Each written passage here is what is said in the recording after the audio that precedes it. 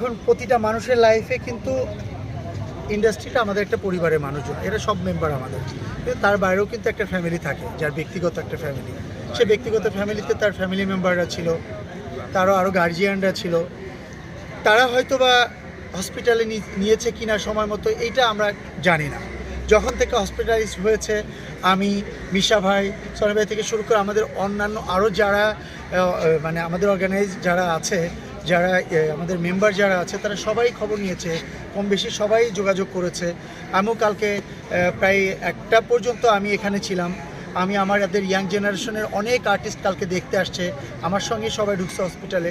কথা বলে আমি জাস্ট বাসায় ঢুকছি, এর ভিতরে মনি ফোন দিয়ে বলছে যে মামা ডক্টর ডাকতেছে, তোমরা আসো। এই তো, তা আসলে এরকম মানুষ। আর আমাদের তো দেখতে দেখতে আমাদের লিজেন্ড তো কই, আমাদের কোনো লিজেন্ডই নাই।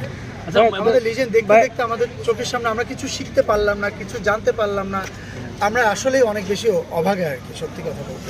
একটা বিষয় যে হচ্ছে অনেক শিল্পী তো আছে, কিন্তু অনেকে এখানে নাই, মানে উনি চলে যাওয়ার পরে কয়েকজনকে আমরা হাতে গোনা দেখছি। এখানে কোনো ঘাটতি আছে কি? এখানে ঘাটতি, আপনি একটা জিনিস মনে রাখবেন, একটা মানুষ মারা গেলে যদি আপনাকে আমার ইনভাইট করে নিয়ে আসতে হয়, তাহলে আপনাকে ইনভাইট করার তো অতটা ইম্পর্টেন্ট না আমরা মনে করি।